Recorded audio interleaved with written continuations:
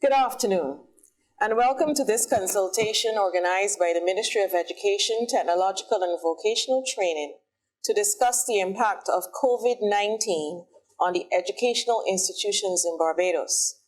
My name is Joy Adamson, and I am the Acting Chief Education Officer in the Ministry of Education here in Barbados. Now, schools in Barbados have been closed half day today, May the 18th, to facilitate all school personnel and persons from schools and educational institutions an opportunity to tune in this afternoon for this consultation.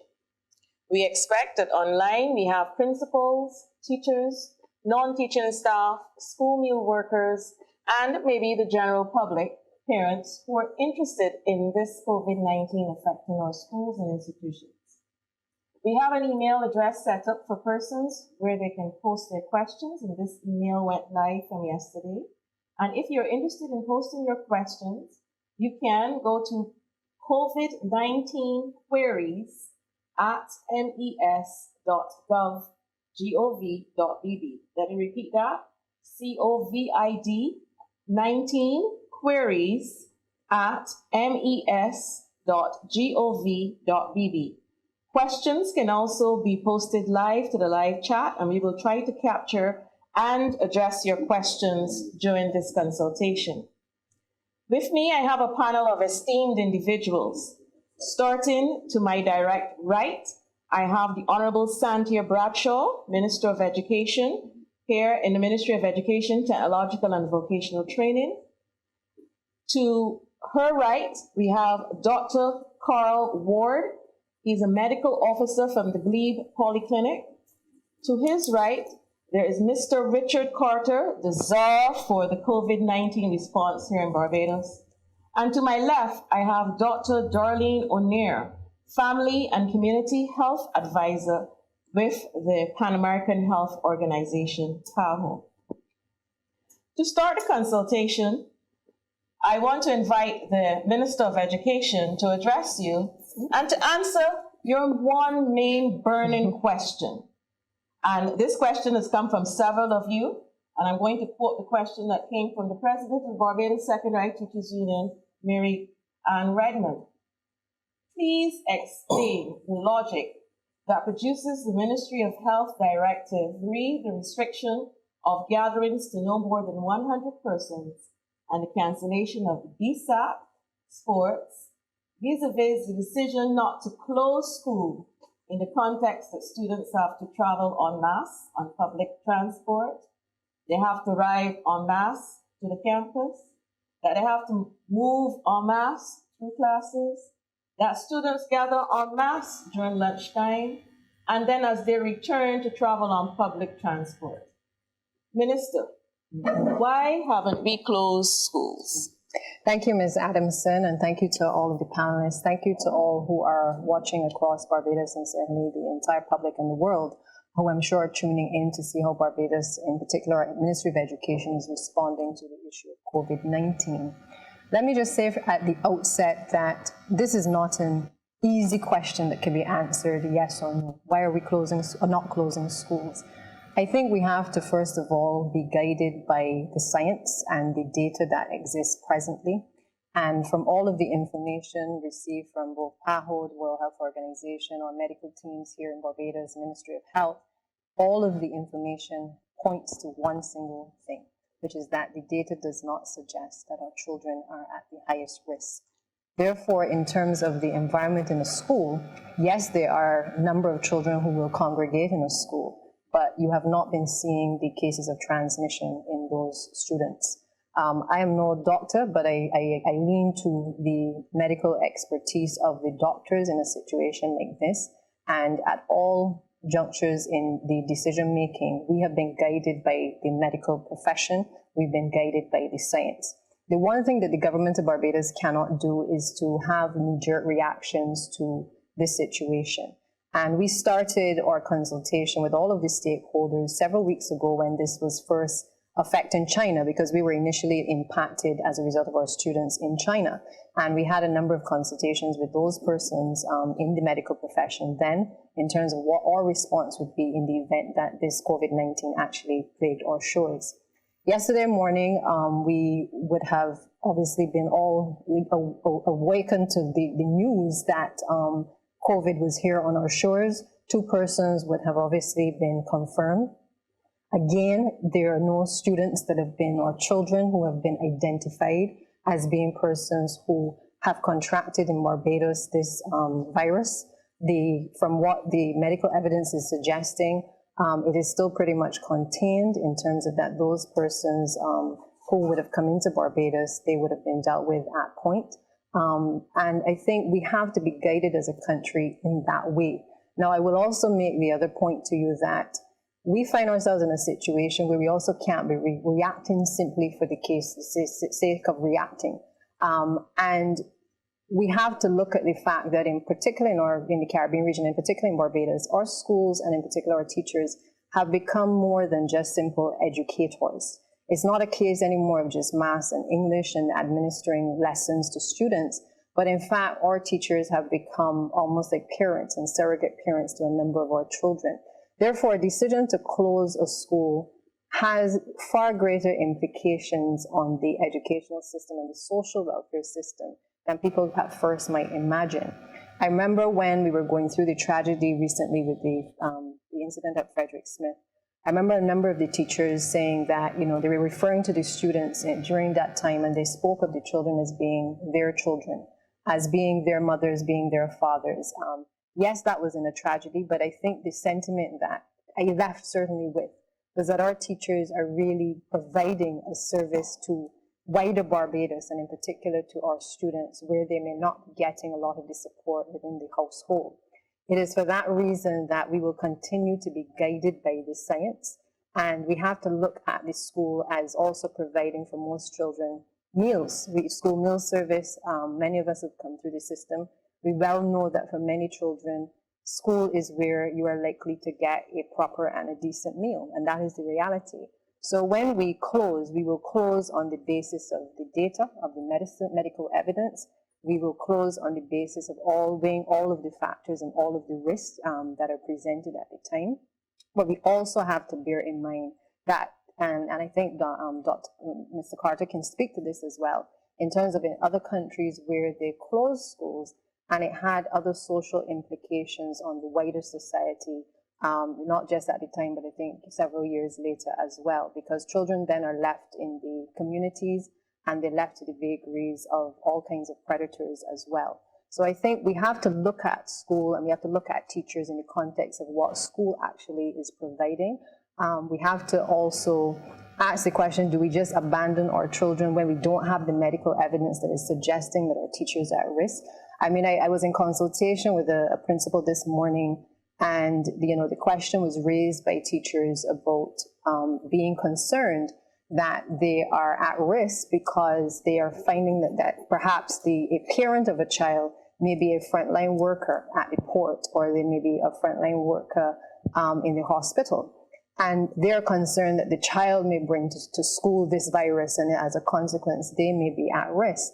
And I said to the principal, we also need to explain to people that these frontline workers also are going to require someone to keep their children at school during the school day. And we have, as a society, to share a bit of the burden as well. And while they're out on the front line protecting our country, looking after the sick, looking after any of us if we were to take sick, school is obviously a place which provides that support, both emotional and the social learning as well, which provides that support system for the entire society. So it's not a quick answer to say we are closing school. We have taken all of the factors into consideration. And if we happen to move to the next stage, obviously we would make the appropriate decision at the time.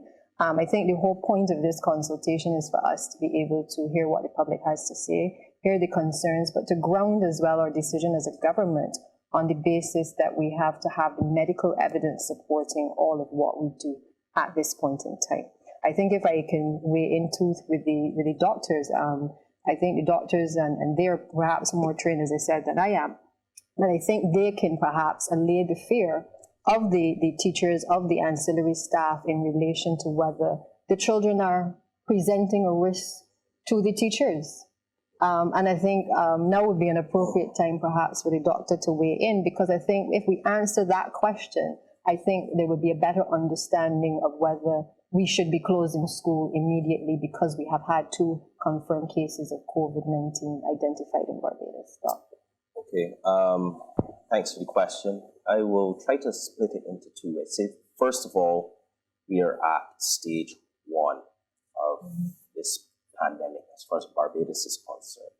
Stage 1 means that we have identified cases here, but the cases we have identified are imported cases. We, at present, do not have any evidence that this infection is spreading throughout Barbados.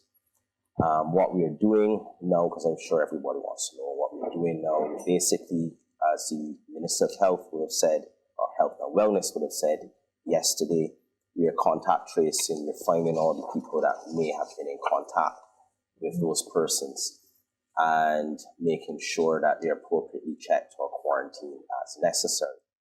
So for now, we are not aware of any spread in Ireland, and as such, we're still at stage 1, and mass closure of schools and so on is not scientifically necessary. There's something that the Minister mentioned earlier with regards to unintended consequences. Those of you who might be following this a bit might notice that some countries have not closed schools, who have a far more significant disease burden, because there's some other challenges. So she mentioned some, but then there are other things as well, like if we send home the children, who's going to take care of them? And chances are it's going to be the grandparents, if other sectors of the society are still working, and the grandparents and the great-grandparents and so on, they're the people at the greatest risk of COVID, as opposed to the children. The rates of severe illness with COVID in children is exceedingly low, very small, less than 1%. So I would say that it is correct at this stage for schools to be as they are. Dr. Ward, my question to you, and we have those questions coming up several times. What are the symptoms of COVID? And our children, all persons would have the same symptoms. What are the symptoms? What are we looking for when you say somebody has the virus? Okay, one of the problems with COVID, like many other viral or flu-like viral illnesses, is that they present like so much other things. These symptoms could be very similar to a cold, runny nose, headache, cough, sore throat. They could present more flu-like, as in more headache, fever, maybe some aches and pains, and so on. And there are so many other viral illnesses that present the exact same way. Therefore, in Barbados, what we'll be working with is the World Health Organization case definition, as a suspected case definition. So it is somebody having one of those symptoms, plus either travel history to an affected area, or contact with a known case.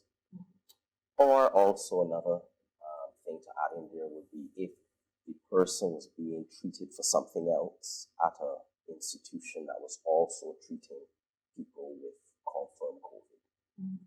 So I also want to say that to the public, because now, because of the announcement yesterday, everybody with a runny nose and slight sore throat and who coughed twice last night and so on are all worried, and then getting calls and people wonder if they need to be tested and so on. No, for now we're working still with the guidance of the WHO.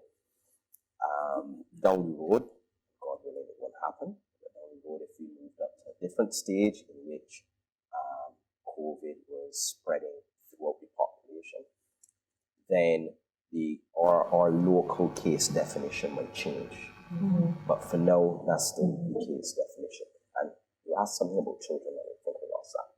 Okay, so all the symptoms will be the same for both children and for adults. Right. Yes and no. With regards to the symptoms, it will vary from individual to individual. Two people, same age, in the same house, both get it, and one person has one group of symptoms and the other person doesn't. There's nothing that says you have to get all the things COVID can cause, right?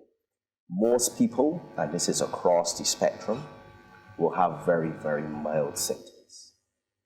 And children tend to get the mildest of them all, right? So something's been difficult in some countries to then even quantify how many children had it, because their situation just been so mild. Because also, if you're really, really mild, it's unlikely that you're going to trigger anybody to go and test you, for example.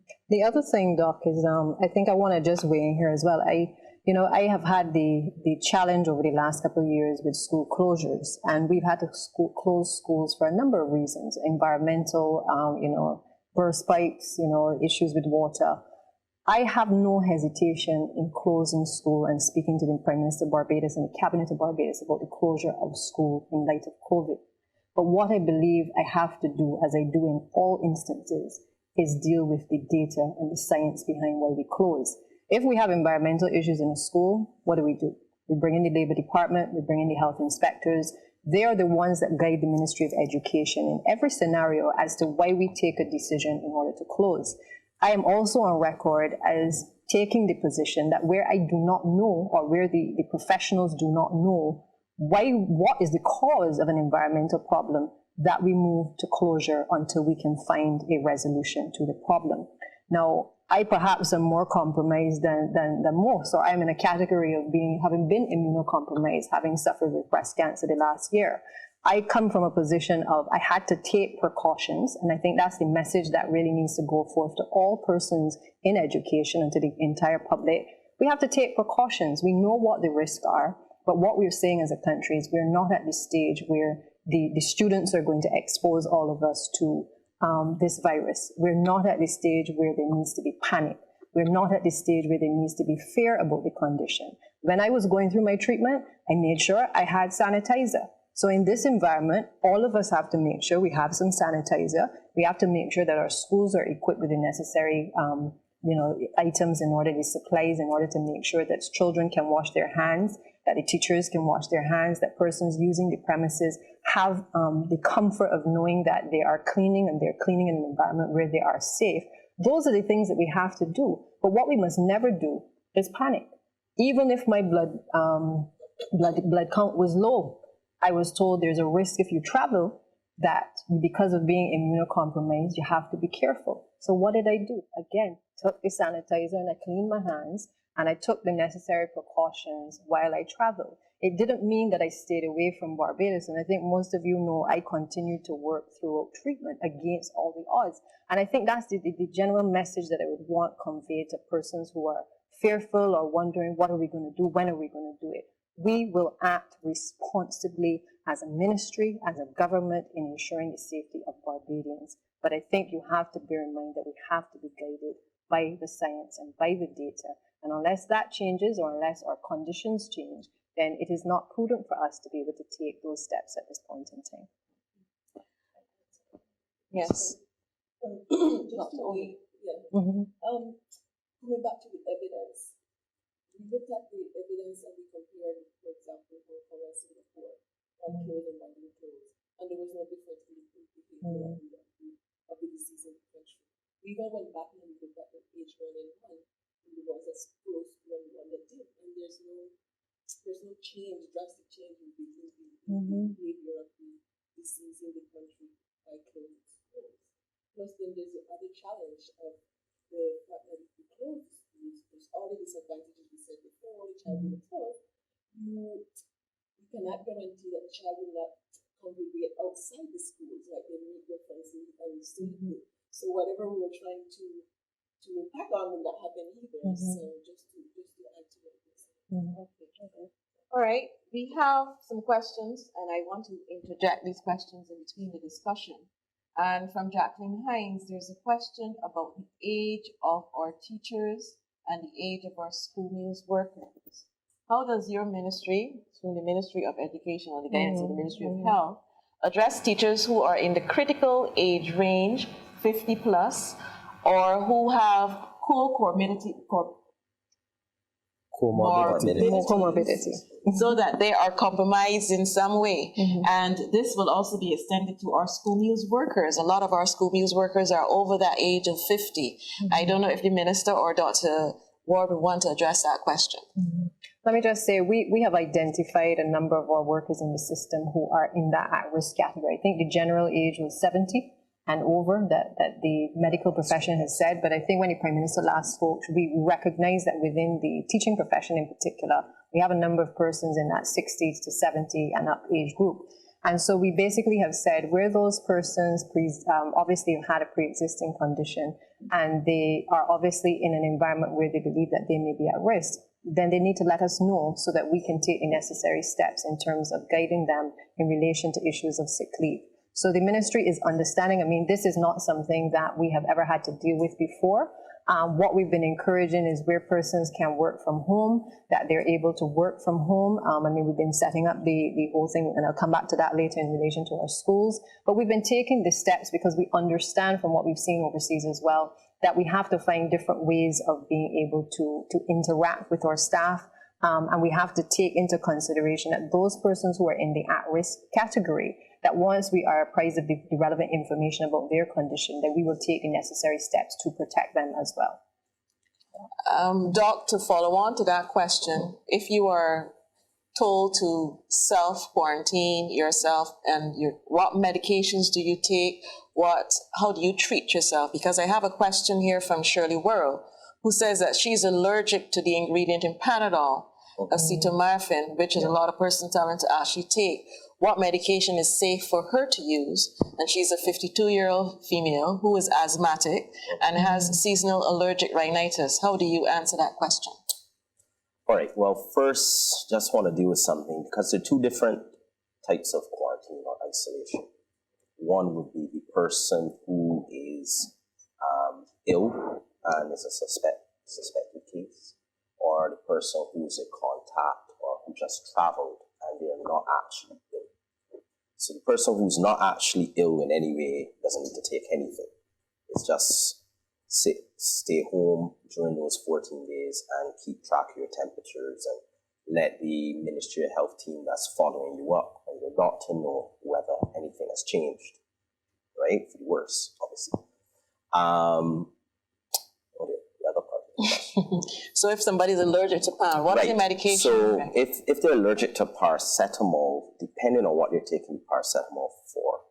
So if they're taking the paracetamol for pain and fever, then there are also some non-steroidal anti-inflammatories that they can take, ibuprofen and so on. However, she also said that she is an asthmatic, and she would have to be sure that she is not one of the asthmatics whose asthma gets triggered by NSAIDs, right? By that class of drug. So if she knows she's taken that category of drug before without issue, that should be all right for her. Certain other types of pain and fever can be handled by Baralgin, right? Again, there's some small evidence that Baralgin can cause problems with some asthmatics. I've never seen it, but I just mentioned that, right?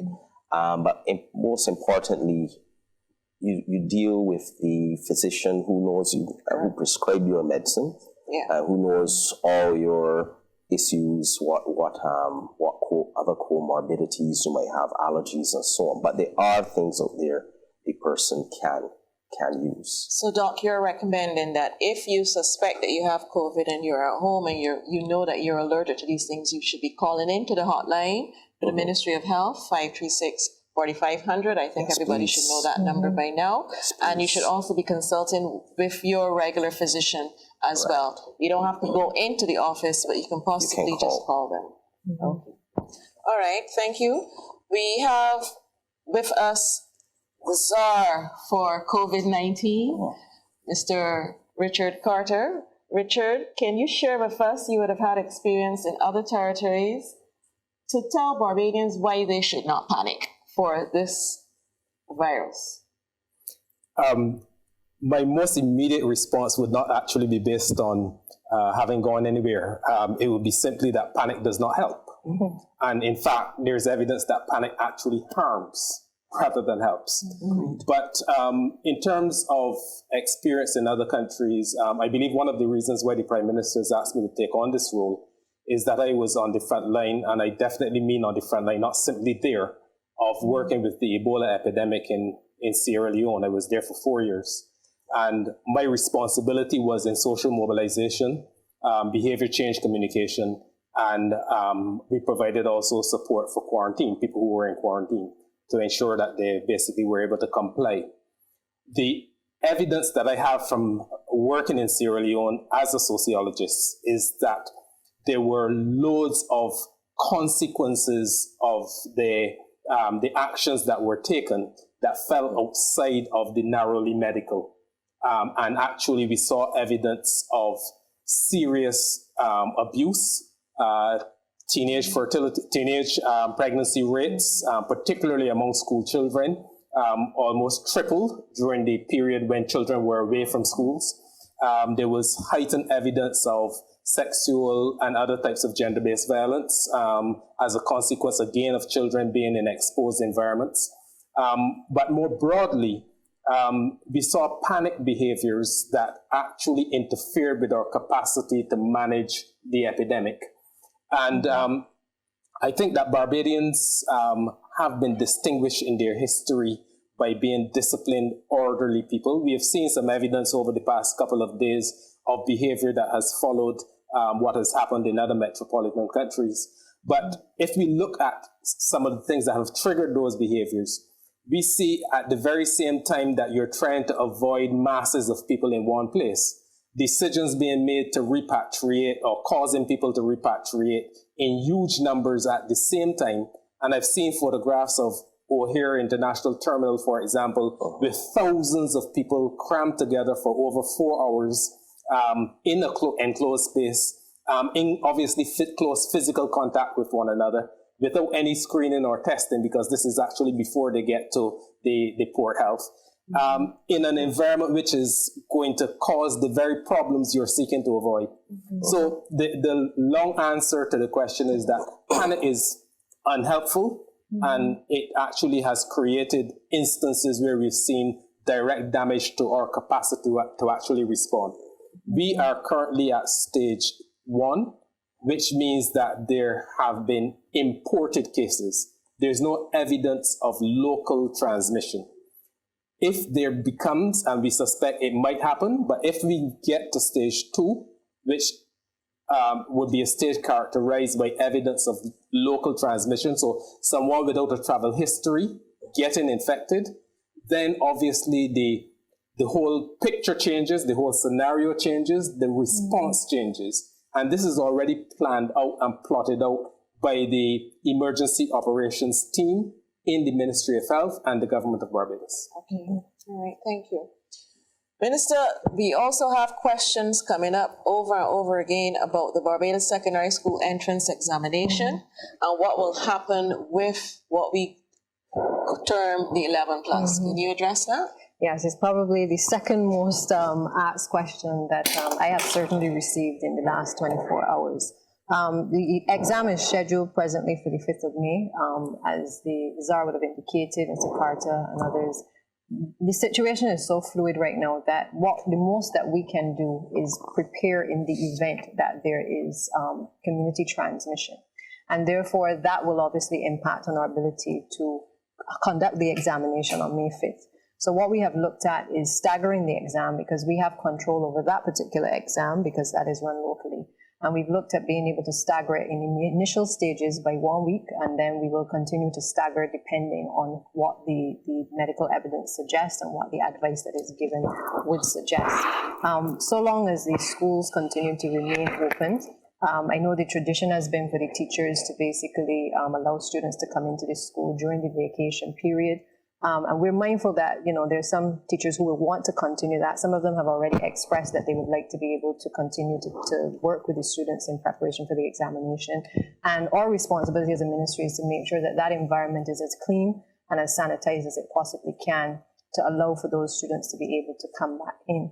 Obviously, we will respect the whole, any guidelines from the Ministry of Health in relation to precautions that we have to take. And those are the things that we are basically putting in place now to ensure that those teachers who want to continue to work with the students can do so long as the schools are open. And in the event that we have to move to a virtual learning scenario, we have basically started to work with the IT coordinators and indeed a number of our teachers to start to do the retraining so that they can actually communicate with students at home online. And I think that is a very bold step that we're taking. We started the training a few days ago. It was continuing today. I think the majority of the IT coordinators have now been retrained and retooled. A number of the teachers have gotten their email addresses. The students will also have their email addresses. And we're trying to address these scenarios, obviously, as they arise. I think one of the questions that arose when we met with the principals was with regard to students, for instance, who are coming from challenged backgrounds in terms of poor household, and what would happen in relation to where they don't have a device in order to be able to access the learning. We've also been in discussions with Senator McConney. Up to this morning, we were in a meeting, and we're engaging the telecommunications providers to be able to use the Google Suite platform that the Ministry of Education provides to the schools to be able to have across Barbados, to have students be able to access that particular platform even without Wi-Fi connectivity. So those discussions are ongoing with the providers, and I'm very hopeful and very positive that we will be able to find a solution in the event that we have to close our schools and that we have to move to a position where teachers will have to interface online with students. I mean, a lot of the technology now allows for an entire class, a number of persons to be able to engage in a discussion with the teacher. So it is not a case that only one student will be able to interface at a time, but I think we have to embrace the technology for what it's worth and utilize it not as the only way to administer learning, but certainly a way to complement the existing model, which would be normally the printed materials. So there are some children that will still have the printed materials, but we're hopeful that the technology would allow us to be able to still deliver instruction in as positive a way as possible across the system. We have an interesting question coming up here, Minister. We know that today schools were closed half day and we had pretty low turnout for students. Teachers were there. But the question from K. Jean-Pierre is, what steps will be taken if, God forbid, after this meeting, although we've said why we haven't closed schools, schools continue to be open but the teachers do not go, then what will the ministry do?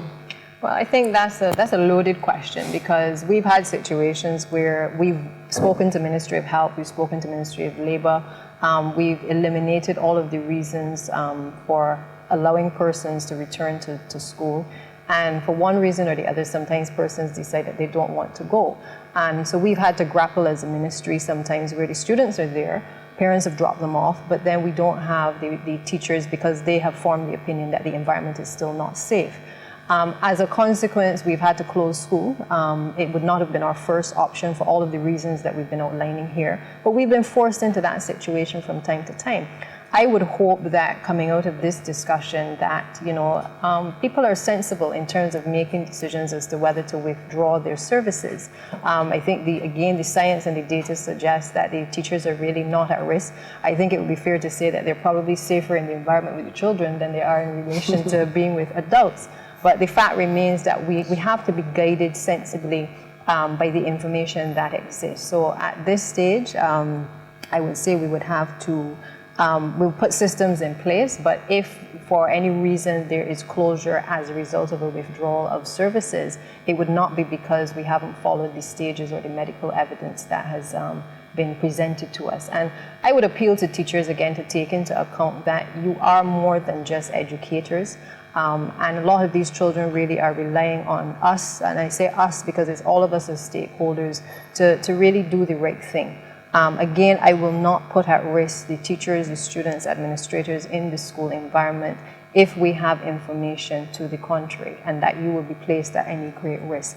And I give you that assurance as Minister of Education that we will do all we can once we have that information to protect you in the school environment. Thank you, Minister. I want to bring in Dr. O'Neill here. And Darlene, you've been working with PAHO, looking at guidelines to share with different countries. Can you share with the audience some of the things that PAHO is working on, and how are you helping the government of Barbados? So PAHO is working with the government of Barbados, two main areas, with the Ministry of Health and now with the Ministry of Education. So I'll focus a bit on the Ministry of Education. And what we've been working on is ensuring that the Ministry of Education is prepared to address the response to COVID-19. And in that sense, we've been working on a sort of like a three-stage approach. We've been looking on the planning, and we have highlighted and we have a checklist of what things should be put in place in the planning phase. We've been looking and implementing the measures to reduce the transmission. In that sense, we also went through this in a meeting a while ago, a couple of days ago, and things have been put in place. And finally, we also, since this is the topic at the time, we're also discussing the issue of do we close or not, and what are the evidence there. We're providing the Ministry of Education with the evidence so they can make the decision, the public decision. So in terms of implementing measures to reduce transmission, which is one of the strongest areas that the ministry have been working on, is the whole issue of teaching children how to wash their hands. And it's not just a theoretical thing, but we also do practical, and we know the ministry have been supervising children while washing their hands. The whole issue of keeping the school clean, informing the children, and as Minister read last time, also addressing the issue of stigma and discrimination. Should a child be positive to COVID-19? So these are a series, a whole package of issues. We've put together a document that the Ministry of Education have been able to look through, and we're confident that the ministry is prepared and that they have put the things in places in both area aspects in terms of should the school continue or should the school close. Yes. Thank you, and thank you for your consultation with the ministry. So we are actually working on key messages and actions for COVID-19 prevention and control for schools in Barbados. And within that document, there are several checklists. As Dr. O'Neill said, they would be checklists for administrators, checklists for teachers, for parents, and for general cleaning. And that brings me to my next question, Minister. Are the schools ready to be cleaned as they should be? Are the schools generally, do they have the soap? Do they have the sanitizers, in your opinion?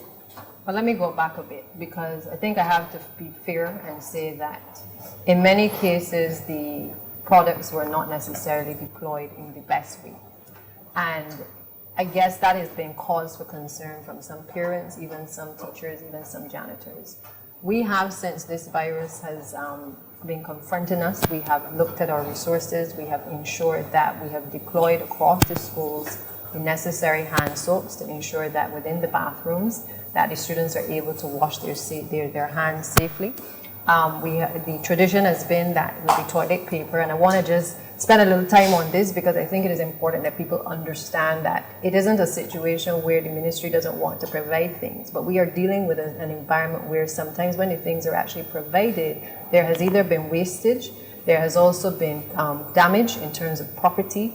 We've had situations where the dispensers have been broken, they've been knocked off of the wall, and they've been not cared for appropriately. And as a consequence, in this environment, we are trying to make sure as much as possible that we put systems in place to ensure that we know what quantities we have within the system at any particular point in time, that the appropriate requisitions are done by the respective schools, or within our office management department, that we also know that we have the appropriate supplies to be able to deliver to the schools. And we would have seen in the last 24 hours as well the appropriate supplies being sent to the schools. There are more that are being ordered, but we're making sure that we have the supplies in the schools, the controls are in place, because we do not want people to fear that the school environment, when we're saying the children are our safest bet, that the school environment and the surfaces are not clean. We've also instituted a practice now where the janitorial staff will have to indicate the surfaces that they've cleaned. They'll have to indicate how often they have cleaned the bathroom facilities. And we're talking now about systems that should really have been in place before, but we're taking this opportunity to ensure that what we do for COVID-19 continues way beyond COVID-19 as well. And I think in all that we have been doing in the last few weeks, it has been a learning curve, I think, for most people. We've had technology for a long time. We haven't been using it effectively. We've had the cleaning materials. We haven't been using them effectively. The systems that we are now seeing that we're being forced to put in place while we're doing it in response to COVID-19, because we believe, many of us may be at risk, the reality is that the time could not be better in terms of us making sure that we now put to use the things that we have and make the best use of what we have within the system. So we're really appealing to the janitorial staff. We're appealing to all of the ancillary staff to work with us in terms of the systems, to be vigilant in the school to make sure that the bathrooms are properly clean, the doorknobs are properly wiped off, that the desks are also wiped off. And I know people will say, well, we have a lot of issues with industrial cleaning from time to time and the issues of preventative maintenance. We recognize that, and we're putting the systems in place to be able to ensure that we have ongoing cleaning across the schools, not just from the janitorial staff, but also the industrial cleaning that is often required to deal with the bigger issues that present themselves within the system as well. Okay. Yes, Richard. And I just wanted to say, the minister hinted at it but didn't specifically say it.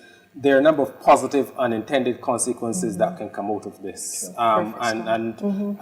The institution of proper hygiene practices can actually lead to a reduction of things that children are even at greater risk of than COVID-19. Because there are a number of illnesses that our children are exposed to as a consequence of either poor hygiene practices or the unavailability of things to ensure that they carry out those hygiene practices.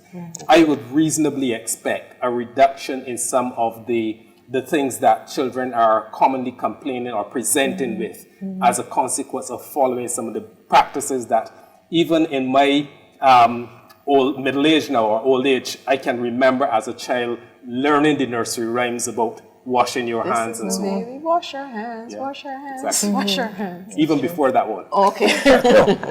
That is so true, Richard. And we actually have worked with UNICEF, and they have developed posters that are going to be going through the entire Caribbean. And what they did and what they said is that posters are not specific to COVID-19. They're about general practices and hygiene that we want the children to practice. So these posters and that paraphernalia will be going out. It will be on our website.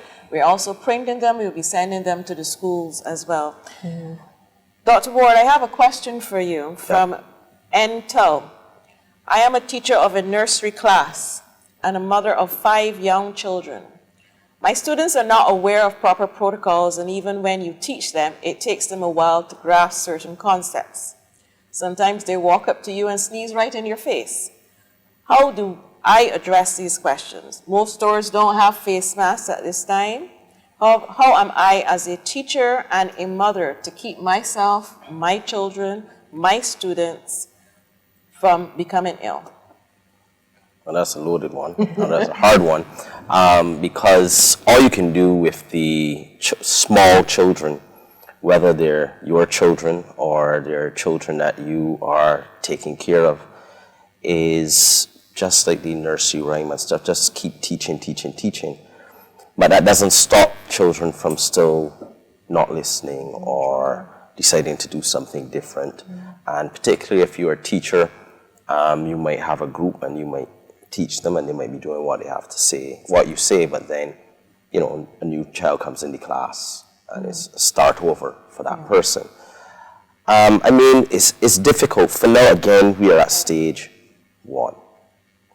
So if we play the odds here, the odds of the children in her class having COVID, because that's what we're talking about here, COVID as opposed to a cold or flu or allergies or whatever, having COVID are exceedingly low. And you never say possible, but exceedingly low. So on her end, it would be to make sure that she's modeling the hygiene practices that she's teaching the children, and just keep teaching.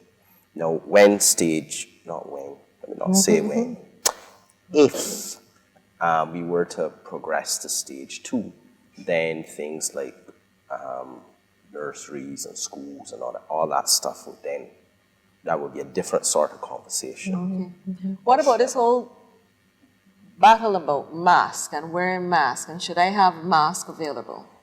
All right, so the general consensus is that mask, first and foremost, should be for the people on the front line, the people in healthcare, first responders, point people, port, airport, so on.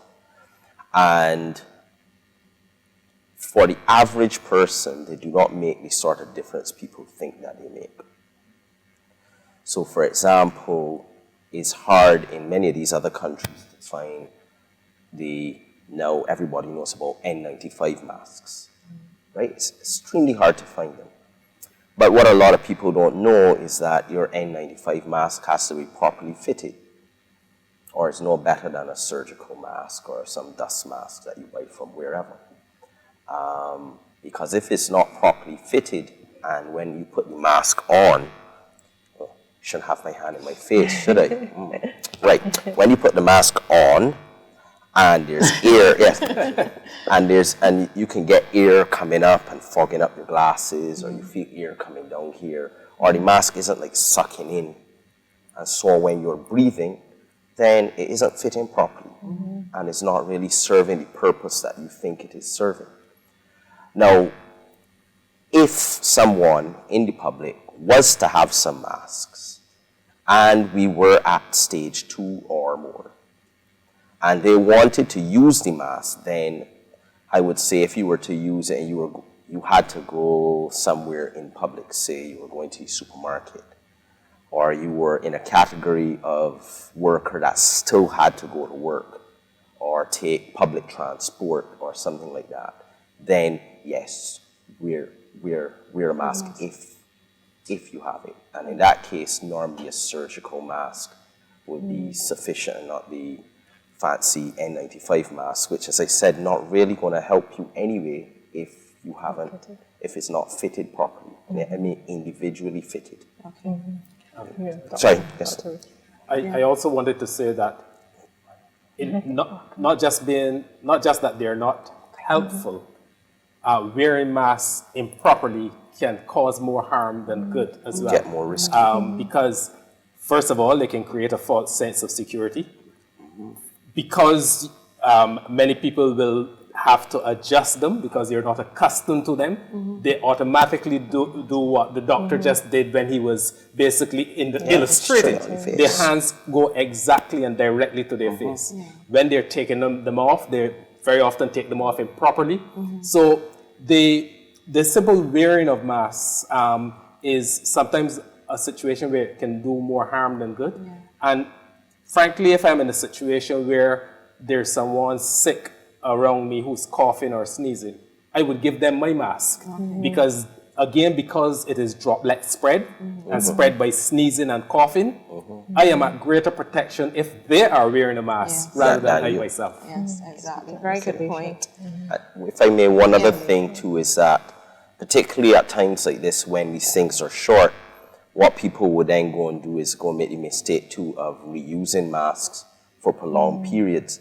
So for example, if I was working and I needed to use a mask, the recommendation, let's say for the N95s, is 4 to 6 hours of use. Not counting if it got wet or soiled. If it gets wet or soiled, that's it. Stop, new mask. And generally, people in the public are not going to be doing that. That mask is going to be worn, carried home, rest down, picked back up, worn again. Not serving much of a purpose then. Right, so Yes, use the yes, mask please. only if you have symptoms. To protect others. Let's see if we can go, Minister, to some of the questions that we have posted, and we'll start first from Ms. Greenwich. Why wasn't the government day nurseries invited to attend this meeting? Are you not aware that government day nurseries cater to children from ages 3 months to 5 years? Well, I think when we first circulated news of the meeting, the intention was that we were going to have more of a mass meeting. And obviously we've now gone virtual, which has meant that anyone can log in from anywhere. I suspect that the Ministry of Family and Welfare, that they will also be addressing the nursery, those government nursery schools directly. But I hope that coming out of this consultation, that a lot of the information that has been shared here, I think persons should take it that this still applies to you as well. And I think that's the point of the whole thing, that in education, there's so many different stakeholders that need to be engaged. And therefore, a lot of what has been said in terms of the repetition of the information about cleaning the hands and proper hand sanitizing, all of those things are still relevant in dealing with babies and whether it's dealing with young children as well. And the appropriate way in which the janitorial staff will clean the premises, all of that is relevant to our nursery and our primary schools and our secondary schools as it is to government day nurseries also. So I don't think we've been left out. I think you just need to pay attention to a lot of the information that's been given here and apply it in the respective institutions accordingly. And as the census is going live, you'll be able to go back on and actually look at this information. So it is open to anybody who would want that information as well. This question is directed to someone from a medical background, not directly related to students, and we will hope that we won't get to this stage. But can the virus, Doc, live in the body after the person who has contracted it has died? Well, the short answer, and that would be for any virus, is that it would really depend on how long we're talking about. So obviously, if somebody has just died, the answer would be yes. But I can't say that I am sure as to how much longer it lives. That's not something I know. I'm not sure if Mr. Carter knows. That's something I might have to look up myself. The second part of the question is, really? Sorry, yeah. Sorry, stealing your thunder. How are we expected to dispose of the human remains, and have any guidelines been given to our local funeral directors? And this question is from M. Husbands. I'm not aware as to whether any guidelines have been given to the funeral directors. As far as I'm aware, there's no other special way that the bodies need to be dealt with. They should be taking regular precautions anyway. The person they're burying normally could have all sorts of other things. Correct. From hepatitis to TB. Far more dangerous. Right, Correct. which, as mentioned, are far more dangerous than what we're talking about. So, really and truly, the precautions that undertakers should be taking to prepare bodies should be the same for COVID. Yeah, I guess the main issue there, as you said, is basically continue what you're doing because they are exposed to so many other things as well. I guess the guidance that WHO has is mainly for the medical supplies that were used with a positive patient, how to sterilize the thermometer, something that you used with a positive patient, and also in terms of the washing of the linen and things that was used with a positive patient. Okay. The WHO have clear guidelines on that. But in terms of the dead person, it's basically they continue with what they normally should be. Which is very, very strong hygiene measures they use. Okay.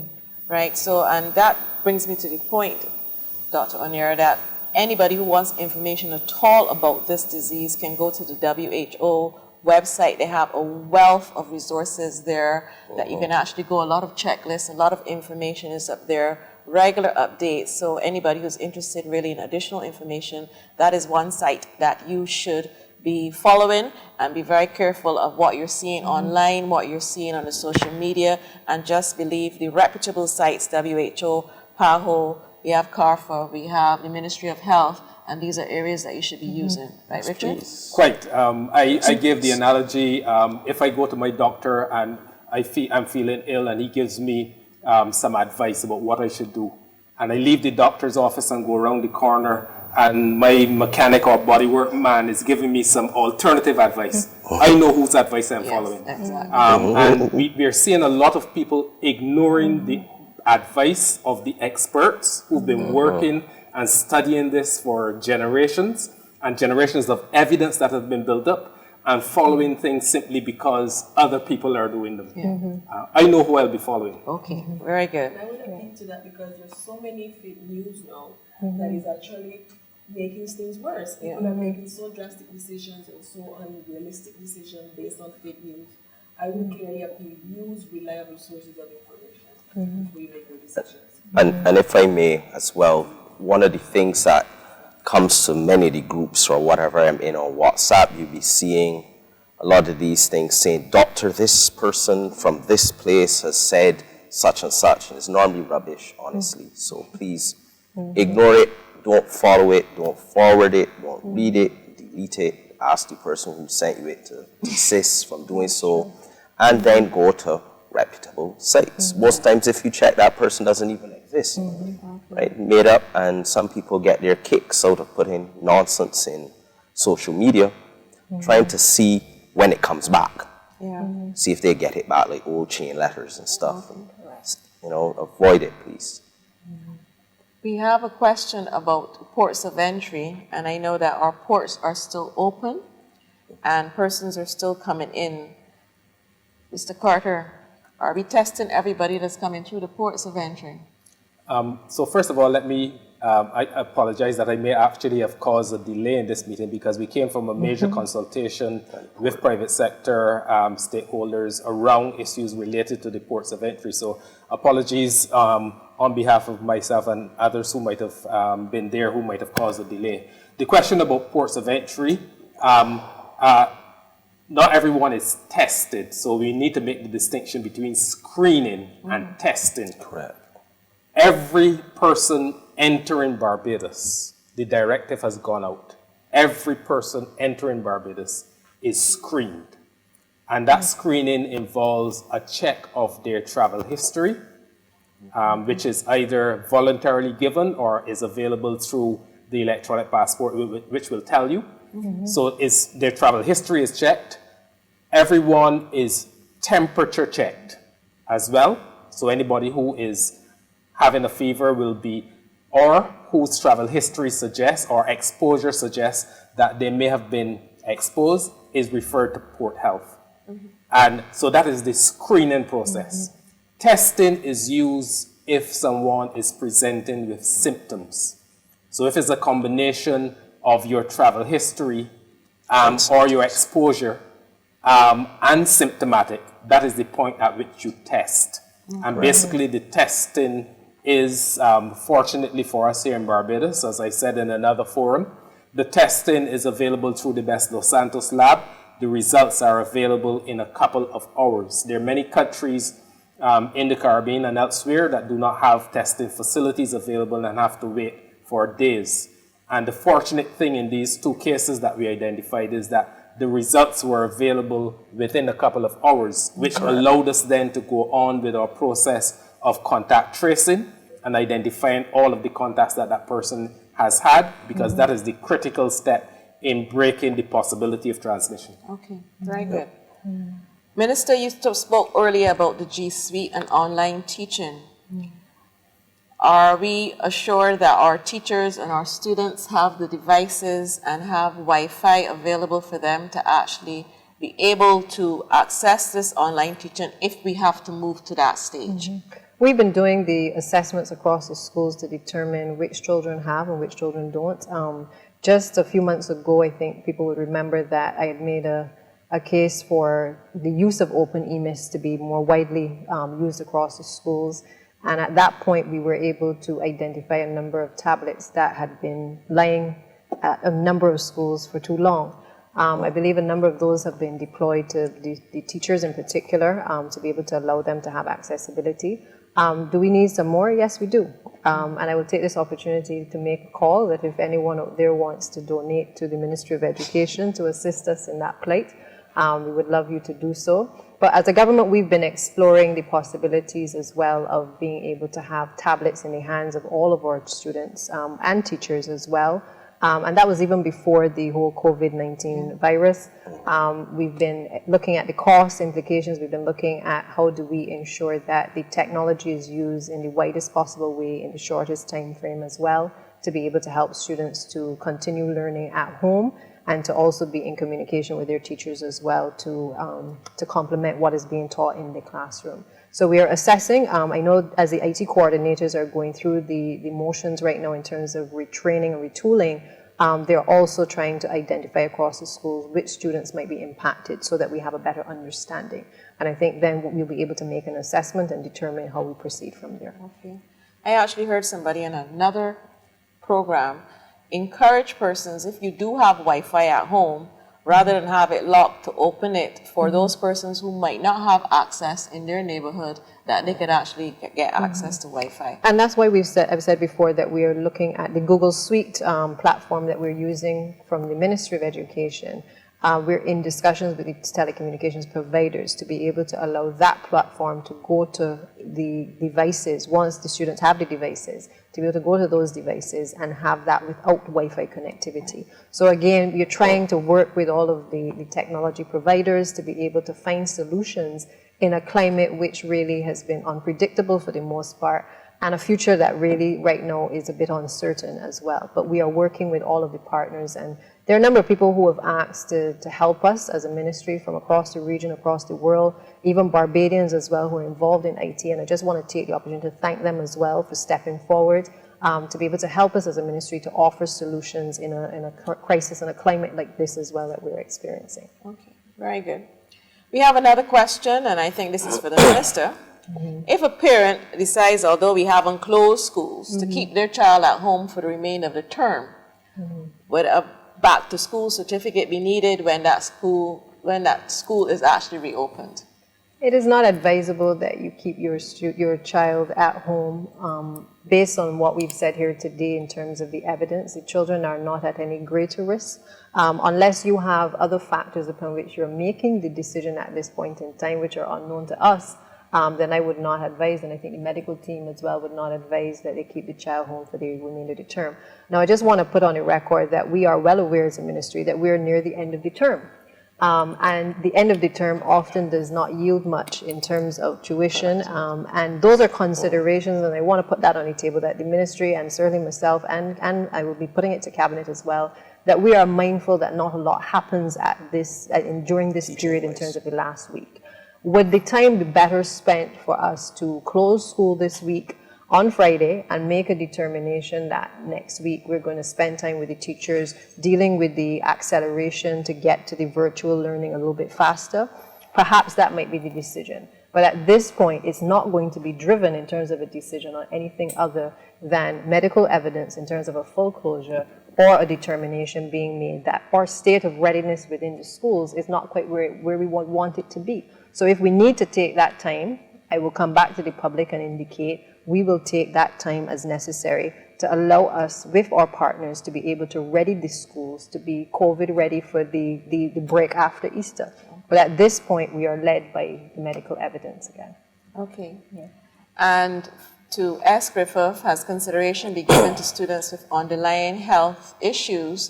And I think that the doctor would have already answered that, saying that we are only at stage 1 and it's not in terms of community transfer yet, so therefore they are not at any risk.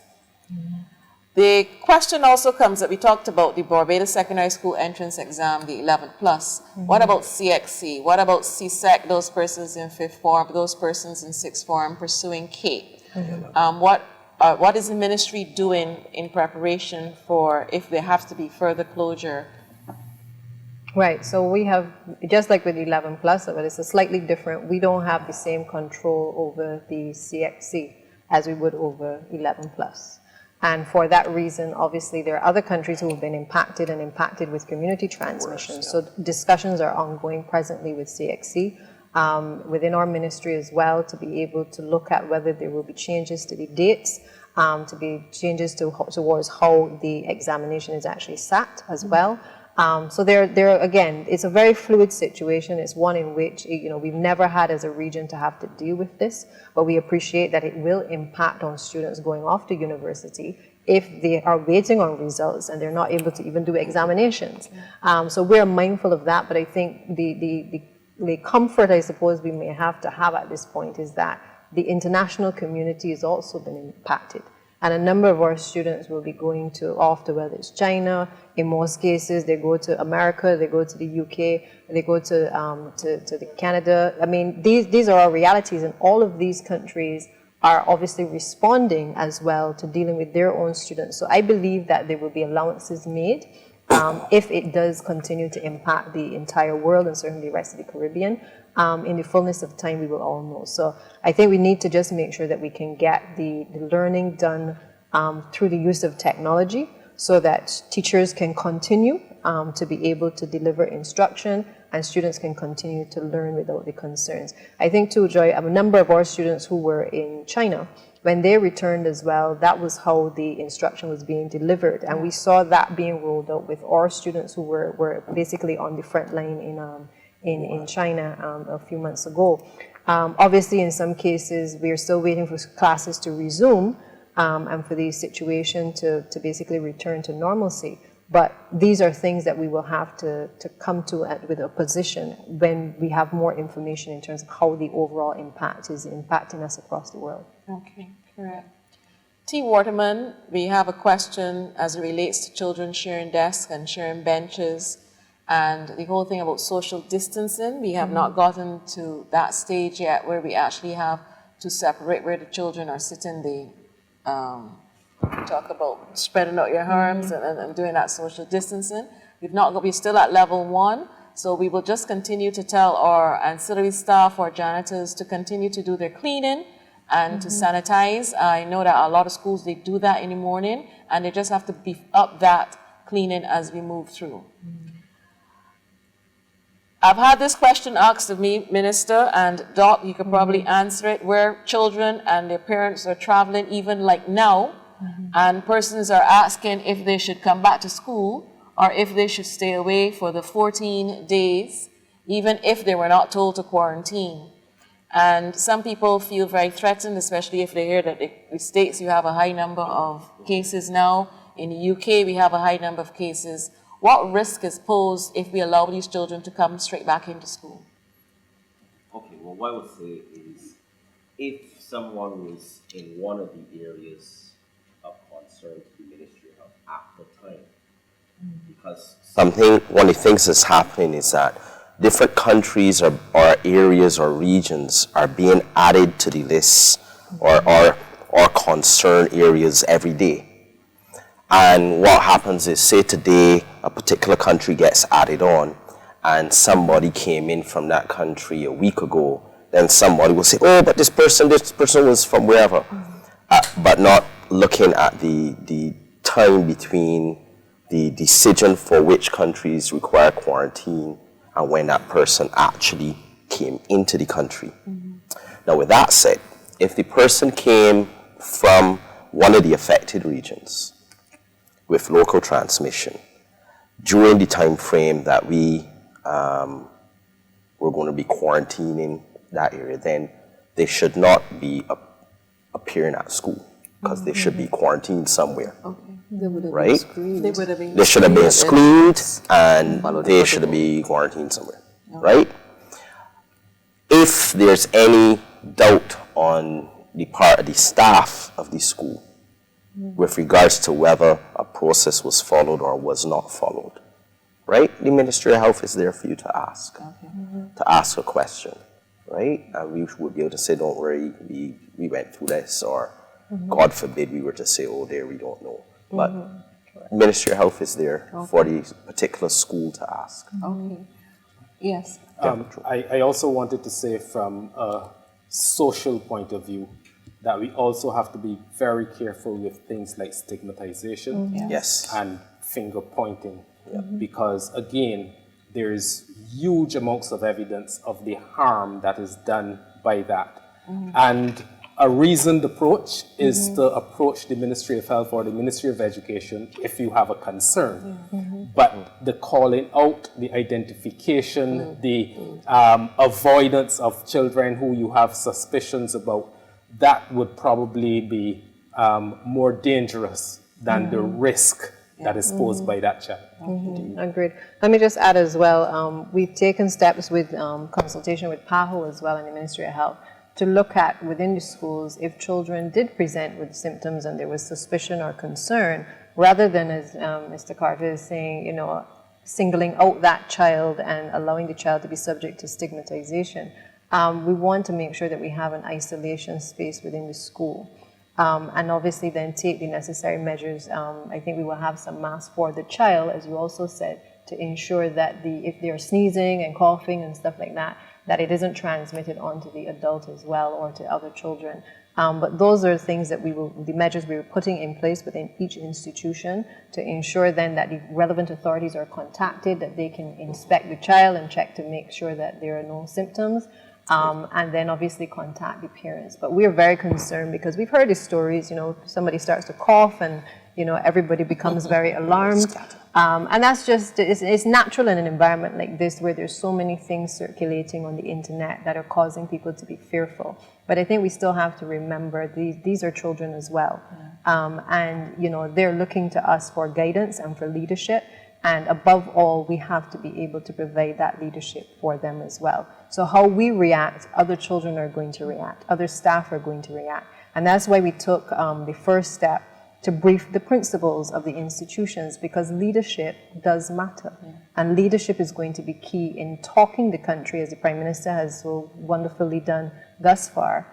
It's going to be important at that level. It's also important at the level of our schools, and making sure that we talk to teachers, we allow teachers to express their concerns, we allow parents to express their concerns, and more importantly, we allow children to express their concerns. Because I don't think any child wants to be stigmatized or bullied as a result of the possibility of having COVID or being very ill. So we have to be sensitive in this situation that we're not just dealing with adults. And as a society, oftentimes we've gotten to a point where we forget that children are in the room. And I really want to appeal to the public to be mindful of how we engage in discourse, how we share the content that is circulating, that is fake news as well, in the presence of our children, because they're the ones who are feeding off of our energies, they're feeding off of our own fears as well as a society. And it's important that as adults that we are there to reassure them when they need us the most as well. Just to add to that, sorry. With the stigma and discrimination, the issue is also that the child then might not share their symptoms. You know, keep it as long as possible, not to let you know that I've been feeling sick, I've been feeling tired, because of fear of his being stigmatized. I think one of the things that some of the countries have been doing and what we've been seeing lately is, one, as you said, let the child know that this could happen to anyone and there's no, you know. But many actors that are now, famous people that are now being positive, have been coming out open and saying, I have COVID-19. And, you know, just to take away a bit of the stigma around it. And it seems like it has been effective at some point, because people are now not so challenged to share their status. Okay, that's true. Now, Dr. Ward, we have one hotline number to call, and one of our questions happened to be that an individual said that they were calling the hotline and is busy all the time. Can you speak to that? Well, I think, as you said, logistical challenges being one number. However, if you could not get through to the hotline, the other option you have would be to call the polyclinic for your area and ask a question as well. And you could also call your private doctor and ask a question as well. We would prefer you call the hotline first, because a lot of times, particularly if your case ends up being a borderline case, the person you are talking to, be it even at the polyclinic or private doctor, might then actually still have to call the ministry, right? So the hotline would be the number we would want you to call first. But if you can't get through in what you consider to be timely enough, you could also consider calling your local polyclinic to get advice, or your private doctor. Okay. I'm aware that at level 1, there were some polyclinics, I saw a list of some polyclinics that are not open for business. No. Are they open? Oh, yeah, as far as I know. All are still open? As far as I know, all the polyclinics are open. I don't want to speak out of with regards to some potential plans that are being discussed at levels way above my head. Okay. But as far as I know, all polyclinics are at present open. Right? All right, very interesting question here, Minister. What considerations are being made for students with special needs relative to the use of technology?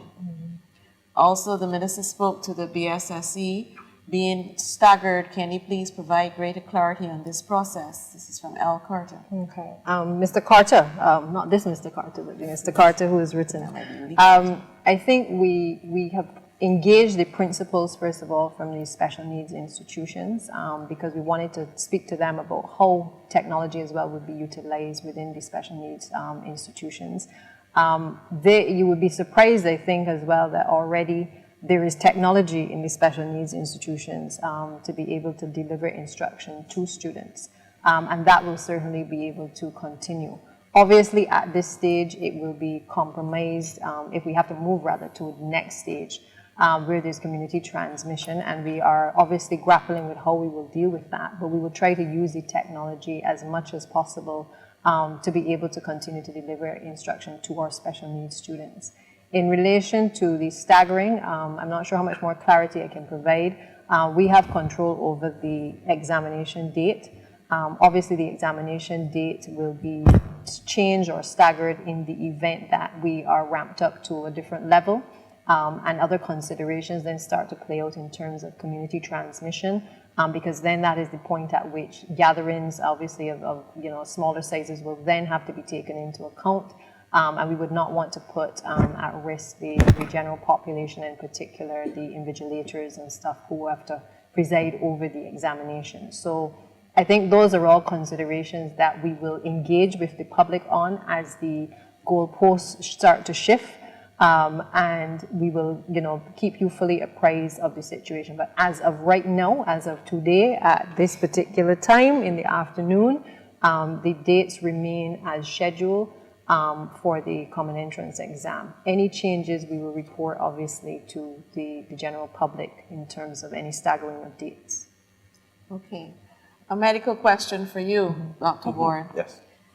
I am a teacher and I'm 6 months pregnant.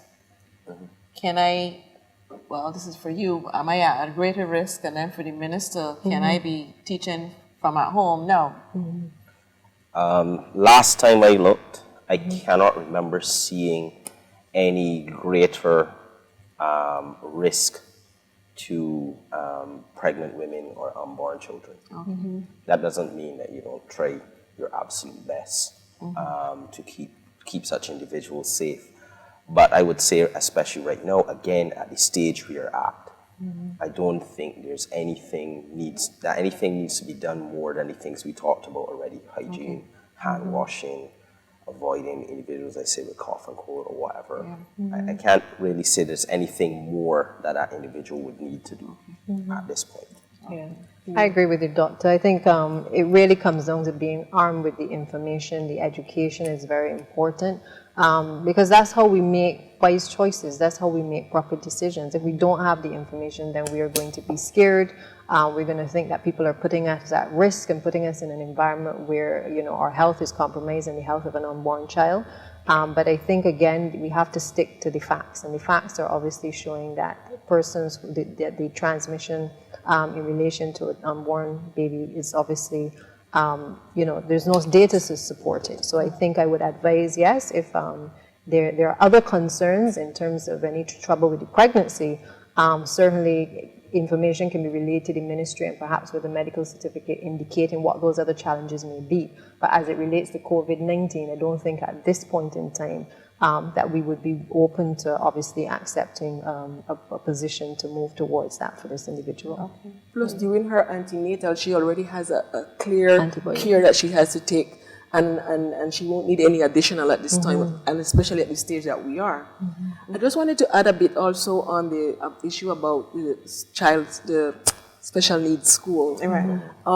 UNESCO had just released some guidelines also how parents can support children and children in general, and also there's an issue on the special needs, what the parent can do to support their child while they're doing these virtual teaching. So I think that's something also that we would be able to roll out also to parents. How could they support while their child is at home in the teaching?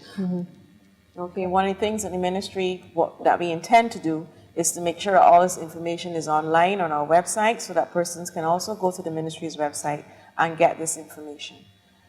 Minister, will you be meeting with students to hear their views about COVID-19? The public will be very intrigued to know that the majority of the messages I've actually gotten have been from children, wondering whether school is going to be closed, wondering what is happening with the 11+ examination. And it's very interesting because I think oftentimes we forget that the children have a say and why we're also involved in education.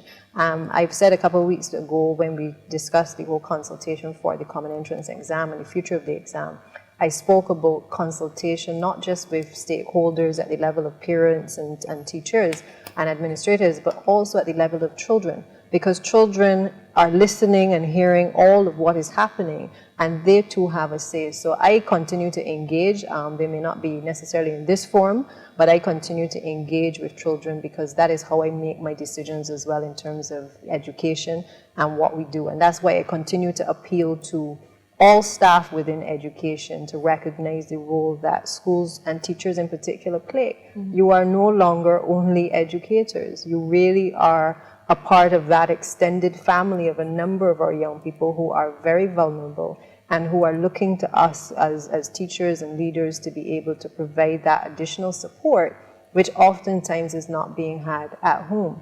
You know, today, a number of persons that I reached out to about whether they'd gone to school, some of them are sending their children off to school because they know that the environment in which they are living, really they don't want the children at home. They can risk Saturday and Sunday, but they're not prepared to risk 5 days of the week.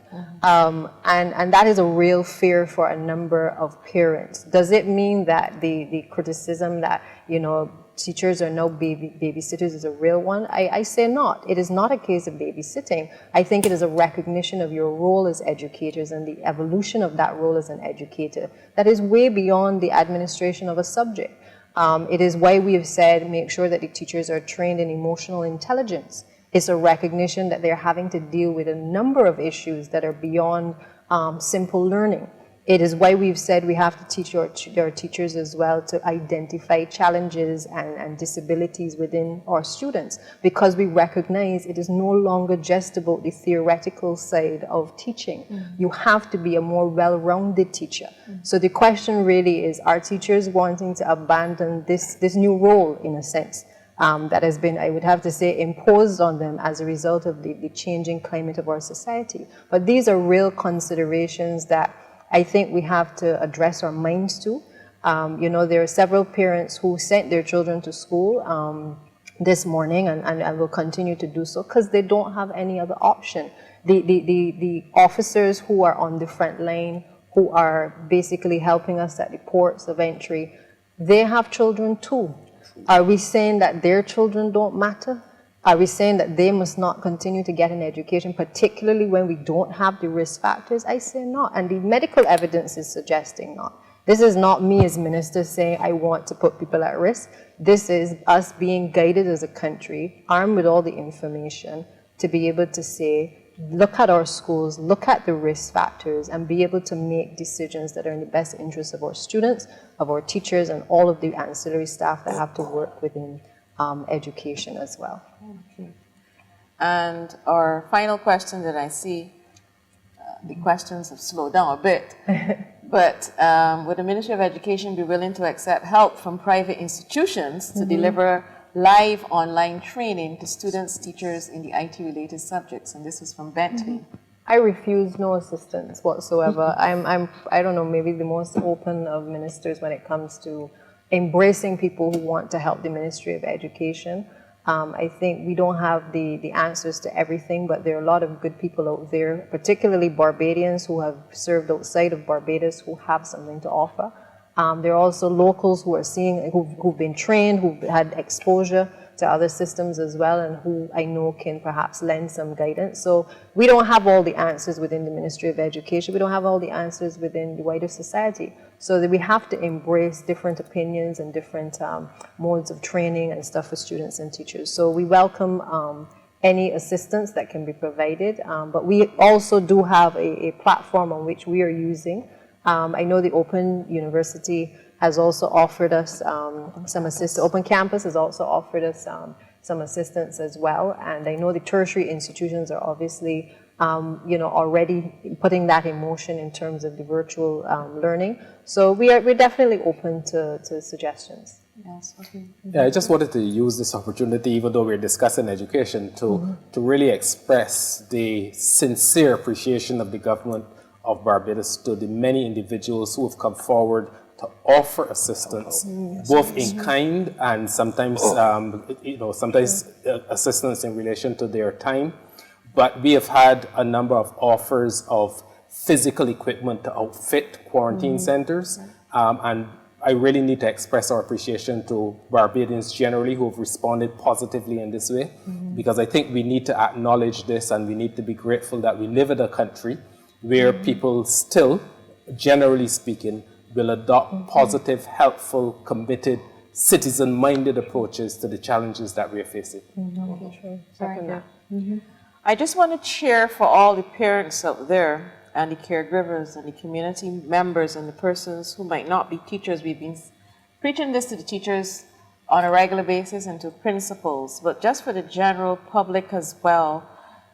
Monitor your child's health, and if they are not well, keep them at home. If they're ill, keep them at home.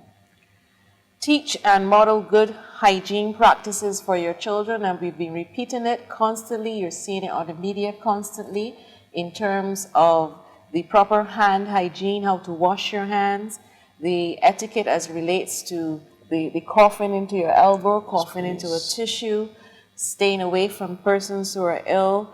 Ensure that you're sanitized around your home and around where they're operating, and practice that proper hygiene.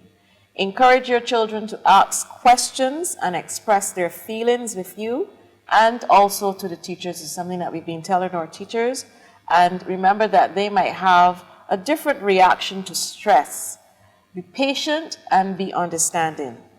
We want, as several of the panelists would have said earlier today, to prevent stigma. Use the facts. Make sure that you check reputable sites. And remind children and students to consider one another. Each one of us, we have to help each other in our community, and our neighbors, we have to reach out to them. And wherever possible, work with your school, as persons have been given information, persons have been given support. Wherever possible, work with your PTAs, work with your school organizations, and work to make sure that we can bring Barbados to back to stage 0, and be all comfortable, and we can back to school to some sense of normalcy. There was a question for the doc about temperature. What is a high temperature that you should be concerned about? Okay, well, first of all, I would hope that anybody asking about temperature would indeed be using a thermometer, right? And preferably a digital thermometer and not the mercury ones that you have to shake and all that stuff. They're a bit more technical and difficult to read. So temperature, let's say a high temperature would be 37.5 degrees Celsius and above. But you have to be clear too on where you're doing the temperature. The best places to do a temperature with a regular digital thermometer would be under the tongue, or we call it sublingual, or the one nobody likes would be a rectal temperature, right?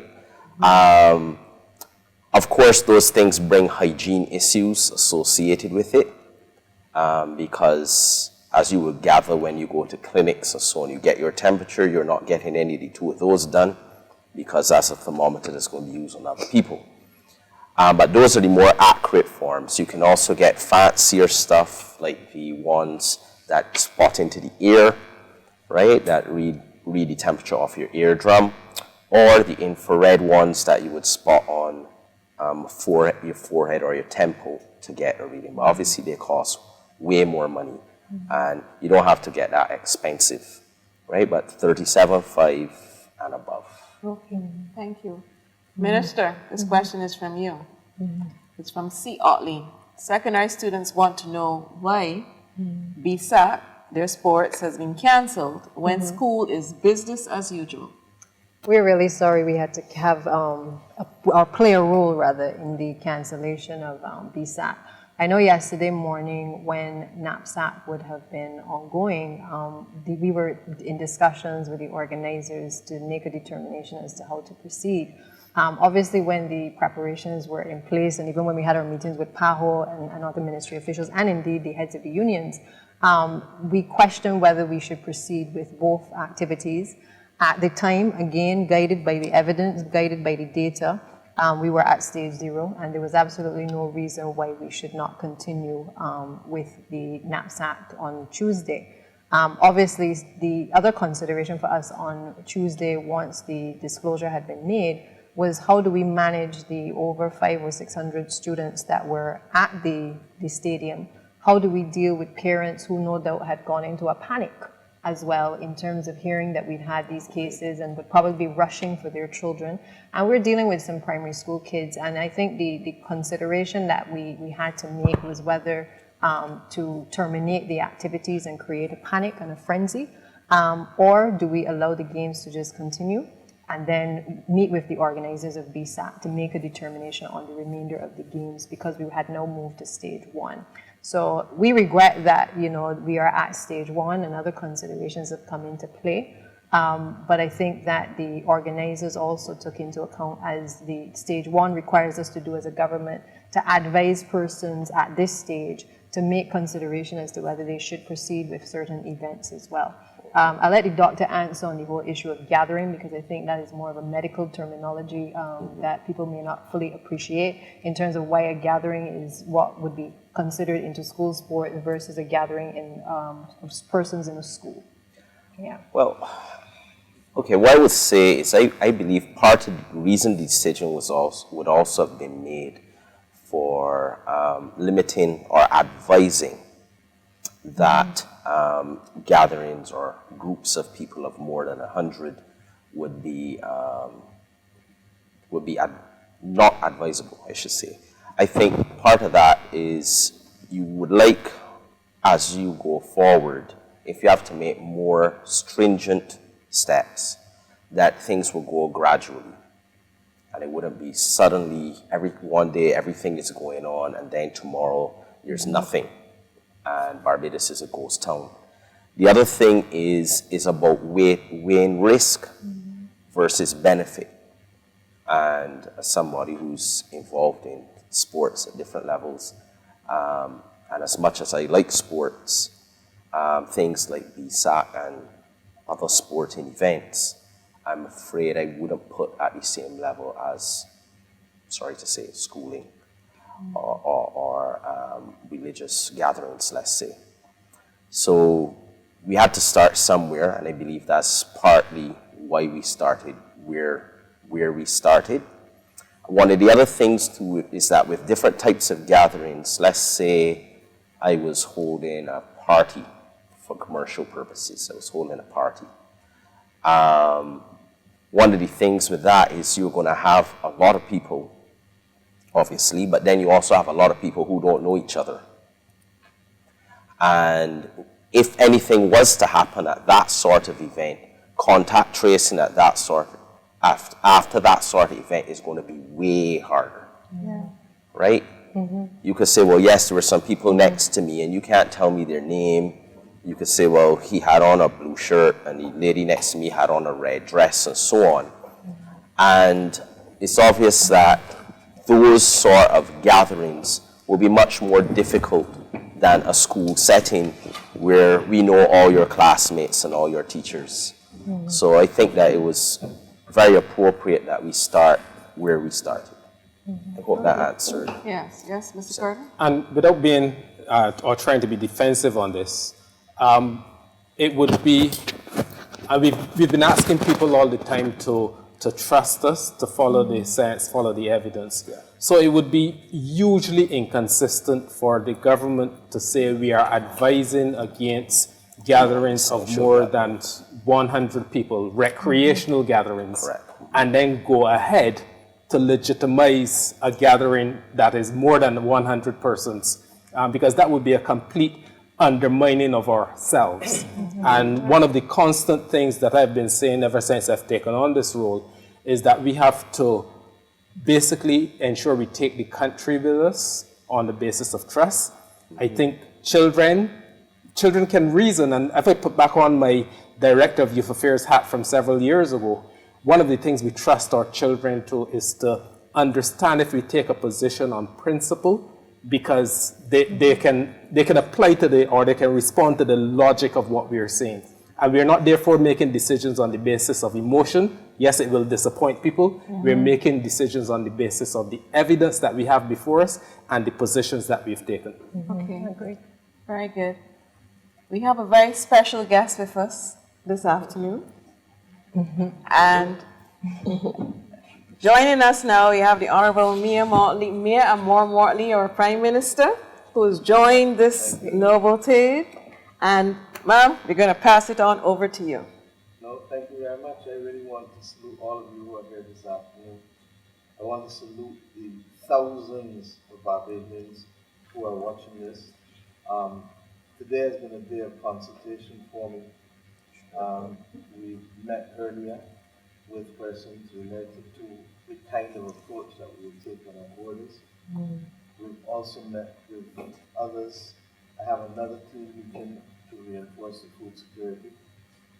We are going to be measured and do right by the people of this country.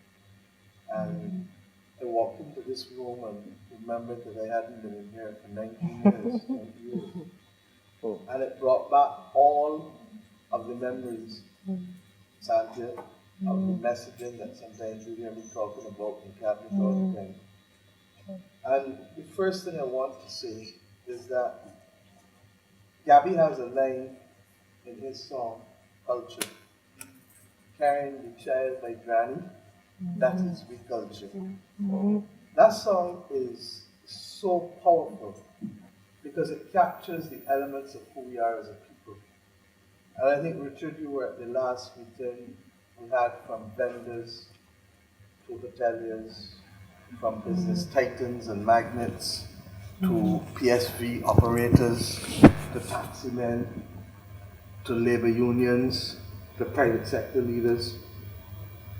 And I left that meeting understanding that there really is something special about being Barbadian. Barbadians have a different outlook, and it is perhaps why sometimes others in the region may poke at us. But the truth is that we tend to be reflective and measured. And I'll give you a very powerful example. Everybody accused people yesterday of hoarding. Bajans weren't hoarding yesterday. Bajans understood from the night before and the news yesterday that we have a battle to face, and that they were getting their supplies to batten down for the long haul. The difficulty that we have, and the reason why I mentioned culture, is because a teacher in our context is more than somebody who teaches geography or history or English. Santa, you saw it when you went to the Frederick Smith School. Joy, you saw it. Those children turn to the teachers. I watched Tony Moore this afternoon when she got to the microphone and looked at Richard, Mr. Carter. Sir? And she immediately straightened her back and said, sir? And then, same thing with Ryan Strong. Why? Because the two of them were your students, Richard. And if we begin to understand that in our context, teaching is more than just the subject, but it is almost raising that child, in many instances where the child is not getting it from home, the one person they're relying on, even before the preacher, is the teacher. And we have to appreciate that in our context when we start to make the decisions. And I'm sensitive to all that I'm hearing, and Cabinet will make the decisions tomorrow, believe you me. Two, if we don't have people pumping gas, we got problems for nurses to get to the hospital. If the nurses and the doctors not at the hospital, we have problems for people who are sick, and I don't only mean COVID-19 sick, I mean normal sickness. If the police not out there taking care of the law and order issues, people could seek to profit. I already saw stuff going around on social media about people trying to masquerade as health persons to try and get into people's properties. Almost every category of worker is essential at this stage.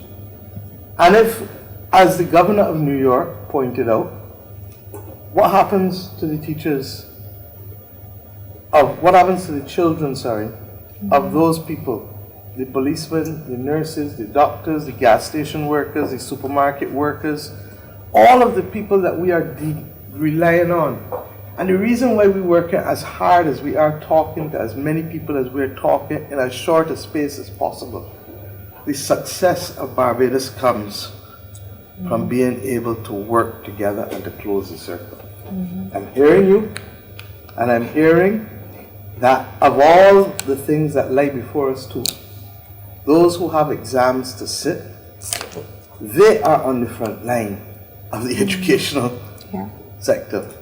And to that extent, therefore, whether it is Common Entrance, CXE, CSEC, CATE, we have first in the hierarchy of treatment to ensure that those children do not lose a whole year.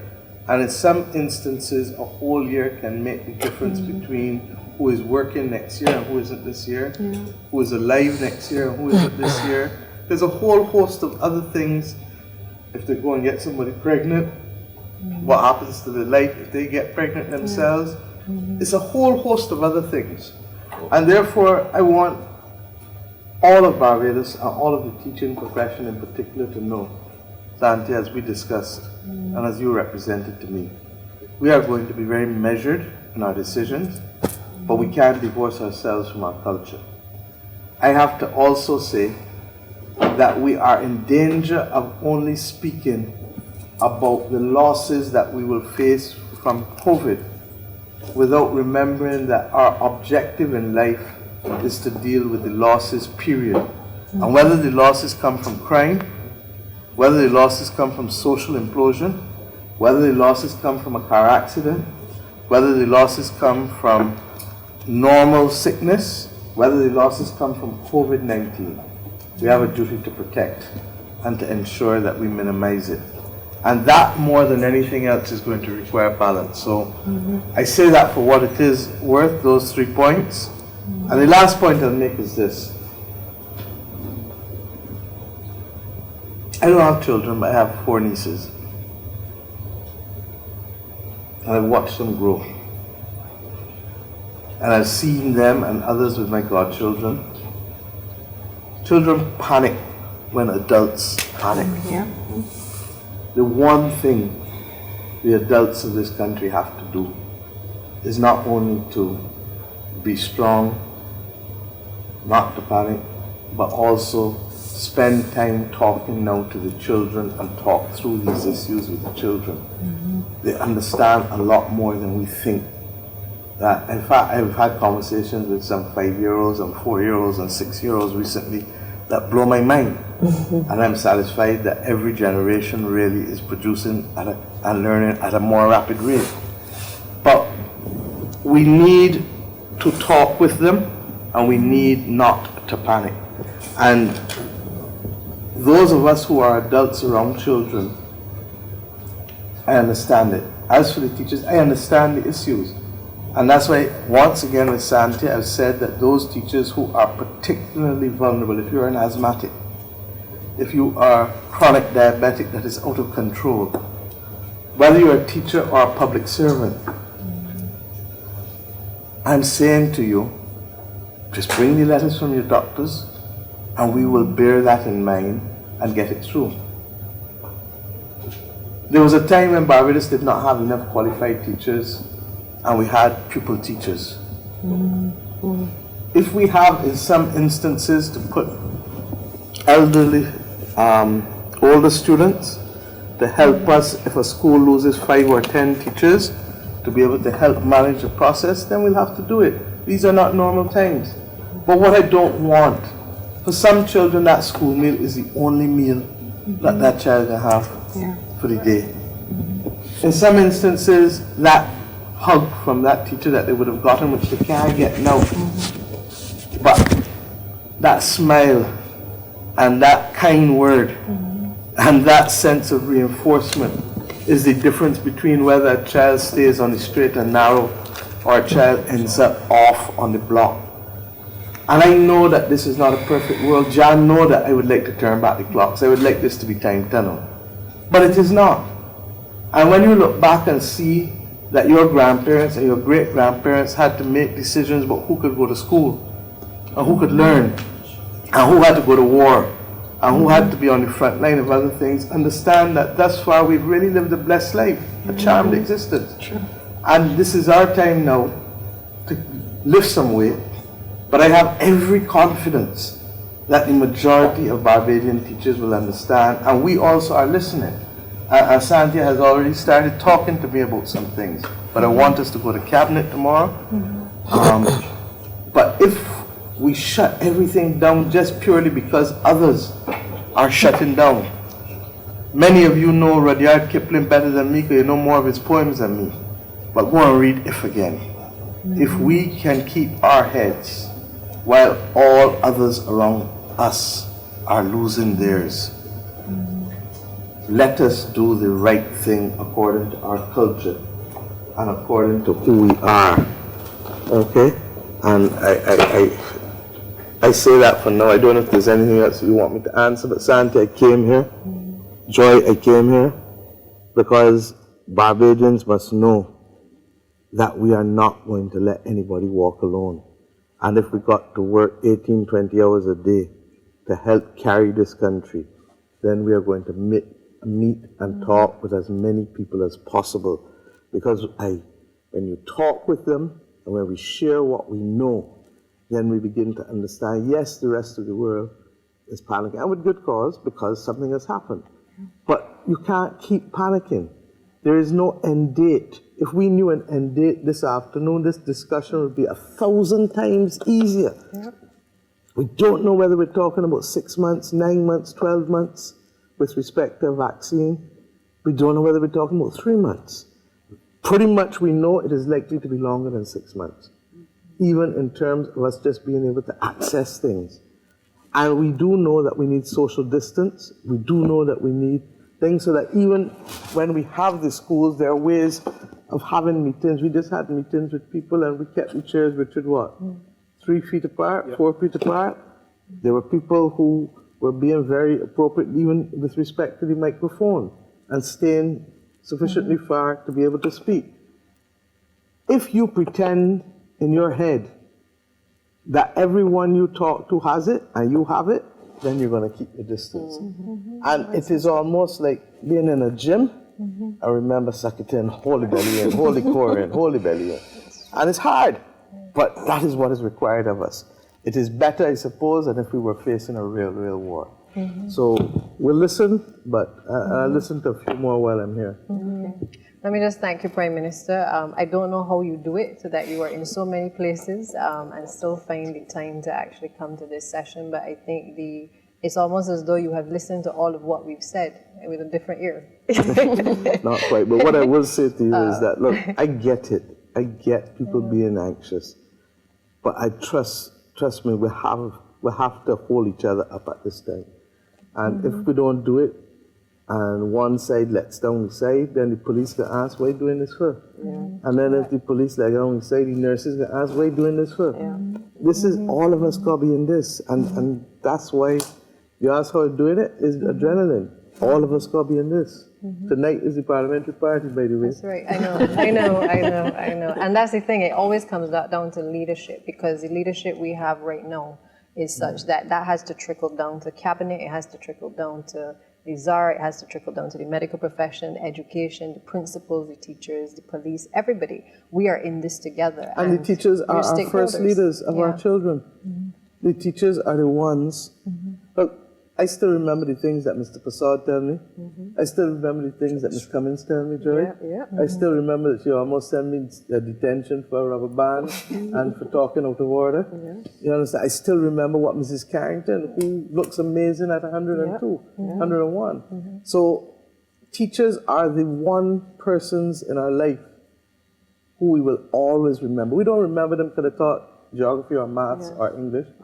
We remember them because of how they made us feel and how they made us believe that we could do anything and be anything, and how they corrected us when we were wrong too. You remember the lashes that they give. You remember the harsh tone that they may have had to use on occasion. I never got lashes though, Minister. I didn't get any of it. But I got a detention and I got other reprimands. Okay. Yeah. We don't have any more questions. I think there was one there about the South Coast and the students on the South Coast. I don't know if, Richard, this is part of your stigmatization that you're actually talking about, because the question focused on shouldn't special provisions be made for those schools along the coast whose staff and students come in direct contact with those tourists who are vacationing in the hotels? And this is from Prempe. Yeah, so if we follow what we've been saying all along, protect yourself, protect others, then the word special needs to disappear from our vocabulary. Because when you start singling out, as I said, you begin to stigmatize. And the truth is that maybe it is, in some ways, maybe it is even a good thing that of the two cases, we have the two polar opposites in terms of importation. We have a tourist and we have a Barbadian. And therefore, there's nothing now, that question, there's nothing distinguishing your risk from tourists, because we also have a Barbadian who has unfortunately been infected. And the simple answer to all of the concerns about exposure is to ensure that we respond to the advice that is being given in terms of protecting ourselves, taking those measures that we need, regardless of who it is we are meeting. Agreed. I also want to say this, and Santi, forgive me, please. If there's one person, for example, who is immediately on the front line, is Santi. And in spite of being on the front line, you have shown tremendous courage by going out there and continuing to mix with any and everybody, both at the constituency level and the ministry level. You're walking with your hand sanitizer and you're using it regularly. And sharing it. And sharing it. But the truth is that it is an example of courage, and I salute you for it. But it is what we have to do. The truth is that when we know we have risk to manage, we do not run across a road that has ongoing traffic coming at high speed. We do not put our hands in fire. We do not jump in a pool when we can't swim. Regrettably, there is now a new form of risk. Social media, we learned early o'clock not to take pictures that you shouldn't take and put them on social media because people will use them against you. We learn with new scenarios and new environments. This, regrettably, is just another new environment. And for most people, by far most people, who will get it, they'll recover. But we have to wait until people start getting it. I say, wait, look, Richard, get better. Look, Idris Elba get better. Look, so-and-so get better. And it is the fear of the unknown, Richard, more than anything else that we're managing now. And that's why I say, let us hold hands and walk together, figuratively, because we can't do it physically. But let us hold up each other and walk this road together. Okay, we have been sharing this consultation for the last 2 hours. We don't have any more questions, and I'm going to just allow the panelists to give their final close-up statements before we actually round up the session. Start with Mr. Carter. Well, I'd like to thank the teachers, ancillary staff, students, and all of the others associated with education in Barbados who've joined us. And I just want to leave everyone with this message that I've been echoing since I've taken on this role. this requires a whole of society approach and a whole of society response. I have been and lived and traveled to many places, and I continue to be proud to be a Barbadian because of the leadership that we've demonstrated in the world. And we have seen many examples of that leadership and continue to see it. Let us make decisions that, as we've done in the past, are grounded in who we are, the principles that we've set, the standards that we have set for ourselves as a nation. And COVID-19 will be a blip on our existence going forward. Very good. Dr. Ward? Yes, I'd like to thank you again for having me here. I would like the public to be assured that the Ministry of Health at every level is working very hard, working assiduously. Left the meeting on COVID, and I'm going to go back to that meeting now, God willing. And people are putting in some crazy hours, as the Prime Minister had mentioned. And just rest assured we are working hard, and our decisions are indeed measured and science-based. Yes. Right? Continue to wash your hands, keep your hands out your face. As you see from me earlier, that's real difficult to do, right? Keep your hands out of your face, social distance, be wise, avoid the fake news. Very good. Dr. O'Neill? I'll just add on to that,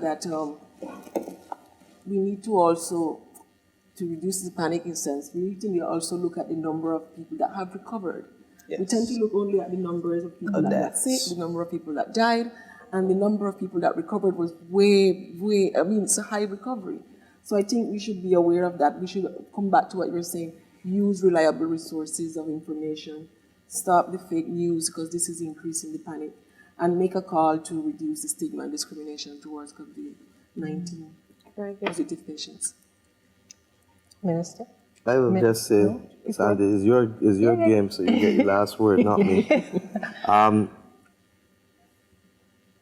I continue to be inspired by Barbadians.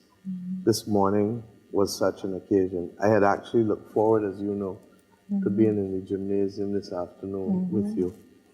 And I give Barbadians the assurance, Barbadian teachers the assurance, we are not going to play fast and loose. And if some of you are immediately in that vulnerable group, we get it. Just make the appropriate approaches to the Chief Education Officer. And the rest of us who can lift weight, let us lift weight, even if it means that some of us have to come into classrooms and help lift weight. Because the loss of opportunity in a child's life can go with them for decades, can shape the kind of adult that they become. And as Richard said, if this is just a blip, then let us act to protect all that we can now, to expand our capacity and training in every way that we can while we use this downtime, and to build capacity across the board. But in doing that, let us remember to show the children that they have adults that they can rely on, and that we love them, and that we are going to take care of them, not just physically, but in giving them the best platform socially, emotionally, and academically from which to become adults in this world. Thank you. Very good, thank you. Well, I want to say thank you, Prime Minister, thank you to the entire panel for participating in this exercise. I too would have wanted that we had the opportunity to go live in a session where we could be more interactive, but I think that we have, in fairness, answered a lot of the concerns and the questions that the general public, and in particular the persons in education, may have about what is happening with COVID-19 in our schools. A year ago, I had to make some decisions in terms of risk and in terms of putting things in perspective in my life. And right now, I think that I've been able to appreciate this period that we're going through even better because of it. I say that because, you know, I look around the room every time that we're meeting, and there are people who are Barbadians who have tremendous experience in the health sector that when I listen to them, they're giving a certain guidance and a certain understanding about this virus. They're offering us as a cabinet the best advice that is possible and that is available with the respective international partners. It makes me proud to be Barbadian, to know that the people on the front line from the medical profession are Bajans who have basically served in some of the hardest and most difficult areas. And for that, I'm thankful that we have those persons, because when I had to make decisions in terms of, what advice I would take, I had to go to specialist doctors. And I feel like we are in a situation where we have those specialists that we're surrounded by, giving the government of Barbados the appropriate advice. Barbados has never been a country that has followed pattern, as Bajans would say. We've always been punching above our weight. We've always taken decisions and charted a different course than all of the others in the Caribbean. And I feel very strongly that this decision that we're taking in terms of how we've been handling this crisis and this pandemic is further testimony to the resilience of Barbadians. I am testimony to being able to be on the front line, even with armed with all the information that was available to me. And I think once we arm Barbadians with the information, give them the best advice, allow them to be able to make educated decisions in terms of the precautions they have to take, arm them with the financial resources within our schools to be able to know that the environment is clean and that it's safe, I think we're going to be all right. I know we're going to be all right. And I just want to thank all of you who have been watching and also listening, because we are all in this together. We are stakeholders in education. And, in crises, we kind of realize how closely knit we really are. And I think in this COVID-19 experience, I think we have realized we're even closer than ever, because everything that we do is going to impact on each other in education, but also across the wider society as well. So I hope that as you reflect on the information that has been provided here this afternoon, you do so understanding that the government of Barbados is taking the concerns of all educators and stakeholders very serious, and that we will continue to engage with you, to share with your concerns, and certainly to be able to make decisions in your best interests. I thank you. Thank you. Thank you, panelists, for coming and sharing this afternoon. Just over 2 hours we would have been talking and sharing. And the email address, as we had before, COVID-19 queries at mes.gov.bb will still be live, so you can still send your questions. We will attempt to answer all questions sent to us, and if we don't have the answer, we will refer it to an expert who does. I think that this evening we shared a lot of information, and persons can go back and they can look back at the recording and they can share it with friends or persons who might not have seen it. And I want to leave you, and I think that last Monday, Prime Minister, when we had a meeting, you referred to Dr. Tedros, the World Health Director General, what he said on March the 9th, and I've been using it every time I make these sort of presentations and speaking.